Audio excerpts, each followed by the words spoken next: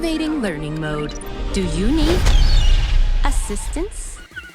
When you're doing voiceover work for an animated story like this, do you find yourself doing anything in the booth when you're recording that maybe you couldn't do when you were on screen that makes it more fun or easier or anything like that? Oh, 1000%. There is such a comfort in knowing that nobody will see me. And so, I can contort my body in all sorts of ways to make the sound that I'm going for. It's liberating because you can be really goofy in the studio. Roz, I could use a boost. I mean, I think that generally my approach to voice acting is like everything's a little bit bigger. If I'm pretending to be running, I'm like, flailing my arms around. For some reason, there's quite a lot of like me sort of half drowning in the film.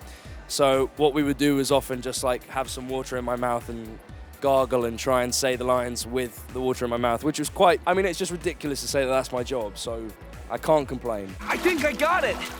Perhaps you could limit your range to stay within view. Chris, do you ever get in the booth with them and experiment with any of that stuff? I'm seeing a yes. Yes, I walk in every once in a while. There are certain little moments that I think that you need to have like a really good close interaction. Unfortunately, I stand in a lot of times for another voice that I've recorded prior. So that's, I think, mainly the reason I might walk in and go, okay, somebody did this. I'm just letting you know how it sounded. And then, yeah. And he's a great scene partner. He gives it his all.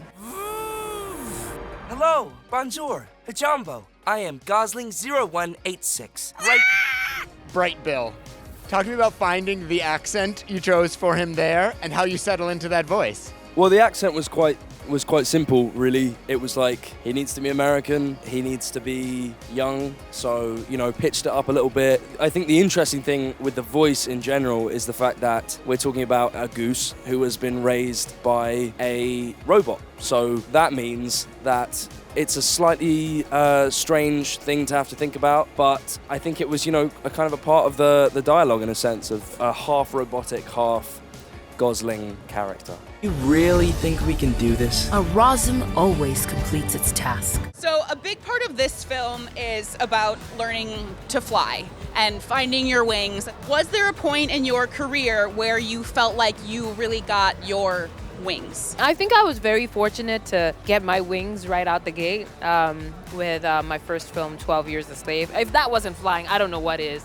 But what about you, Chris?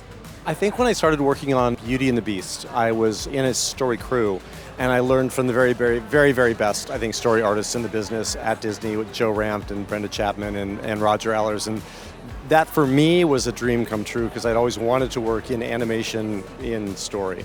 There is a way.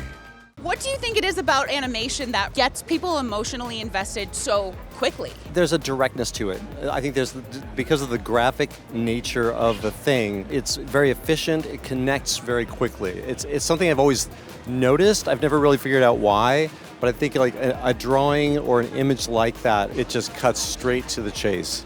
I would suspect that it has something to do with like a return to our childhood. I think as children, that's when we're like at our purest and our most impressionable, and that's when illustration and that sort of thing matter to us the most. And I think we somehow lose that when we become more realistic, And so when you have an animated story, it kind of like gives you license to return to a simpler, more vulnerable version of yourself, I think.